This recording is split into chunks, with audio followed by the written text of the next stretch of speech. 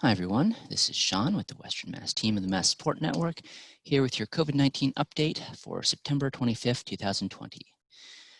So, starting with today's cases and trends, worldwide, we are over 32 million cases of COVID in total, with another 2 million cases in the last week.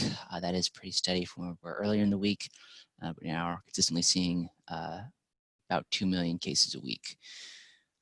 In the US, we're up about 300,000. Cases are increasing right now over what they were last week anyway. We did see a dip there, and there have now been more COVID cases in the US than there are residents of Massachusetts. Here in Massachusetts, we topped 128, seeing about 2.8 thousand more, 2,800 new cases in the last week, which is trending upwards as well. In terms of deaths, worldwide, we saw about 36,000 in the last week. In the US, about 5,000, and here in Massachusetts, 102. And those are trending down worldwide slightly, about the same in the country, and Massachusetts is kind of wiggling up and down around the 100 mark to slightly less. This is a slightly higher week, but it's been up and down a bit lately. So let's look at the graphs here. Testing has recovered and is actually hitting new highs there. The country did 1 million tests yesterday for the second time ever. The first time was just a couple of days ago. So testing has really rebounded from these troughs earlier there.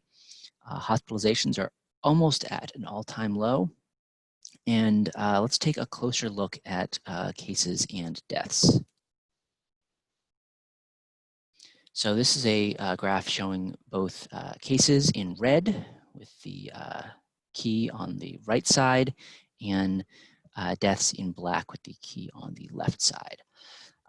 So you can see that recently there was a dip in cases that has bounced back up and is likely attributable to that drop in testing.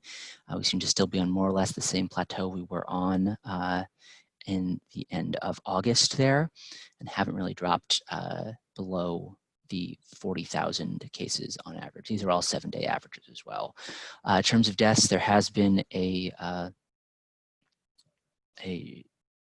slow decline there. Slight uptick recently, but that may be just an artifact of more recent data. And as you can see here as well, just looking back at the pandemic as a whole, most of our deaths were in that early period when cases were still small relative to how they were in July. A couple things to be aware of course, when looking at something like this. First of all, our testing was nowhere near what it has been like recently in those early days. So the cases in the early parts were probably, there's some estimates say 8 to 10 times more than what we knew. Then there's also the fact that we have learned a lot since those early days. We know there's a lot more procedures and treatments we have now that we didn't have then, or just a better understanding of the disease, and also more testing identifies cases earlier, so people are able to get medical treatment sooner than they were back in April. We'll talk a little bit more about death rate with today's developments. First though, where are the cases right now? As you can see here, the Midwest, South, and West were all affected by that drop in testing, which made an artificial drop in the case counts. However, the South has continued a downward trend afterwards, whereas the Midwest and the West are increasing from where they were. So we may be seeing things are leveled out, but as often is the case in the country over the summer, an overall even number of cases reflects that one area of the country is decreasing while another one is increasing. So let's look at developments. So first, we have passed another unfortunate milestone with 200,000 US deaths. And this is rapidly getting to the point where one death is a tragedy, a million is a statistic. So to put this into perspective, that's roughly how many Americans died in Vietnam, World War I, and the American Revolution combined. It is 67 times the death toll of the September 11th attacks, and it is greater than the population of Worcester, Mass, or for those better traveled, Salt Lake City, Utah, Montgomery, Alabama, Tallahassee, Florida, or Little Rock, Arkansas. Those are all cities with a smaller population than we have lost to COVID-19. Another development is earlier this week, Dr. Anthony Fauci endorsed aerosol spread. He said there is, quote, there is good enough data to say that aerosol transmission does occur, and act like it's occurring, then do the same thing you've been doing otherwise. It's important because, as you recall, earlier in the week, the CDC briefly put out new guidelines saying the aerosol spread is the primary driver of the pandemic, and then retracted them, saying it was a draft document that had not been intended to be published. Someone like Fauci supporting the acceptance of aerosol transmission is very important. Part of the importance of the aerosol controversy is that hospitals have two very distinct protocols for protective gear if a disease is droplet transmitted or aerosol transmitted. And if it's droplet transmitted, you use a basic surgical mask. If it's aerosol, you'll use an N95. So there is controversy here because it will drive what protective equipment healthcare workers are using, and also what we have supplies left of. If aerosol transmission is fully endorsed, there are some who worry that we'll just run ourselves out of N95s in a week.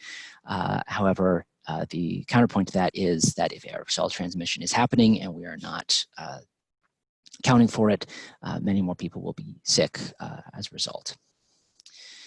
One hopeful bit of news is that the first one-step vaccine enters phase 3 trials. Johnson & Johnson started phase 3 trials on the first vaccine project that does not require a 2-dose vaccine. All the existing phase 3 trials are for a vaccine where you get a second booster shot 3 to 4 weeks later. So this has a lot of advantages, both in terms of being single shot, means we need fewer actual vaccines produced. Also, this vaccine looks promising because it does not need to be stored as cool as the other ones do. All of them require to be stored at freezing temperatures in order to stay potent, which has some supply chain issues, especially in developing parts of the world, whereas this one does not need that, which makes it much easier to get out to people. Also, it uses an inactive form of the virus rather than delivery mechanisms that the other vaccines use, so it is hoped that this would have a more consistent immune response, and that's something that we should talk about in a future update.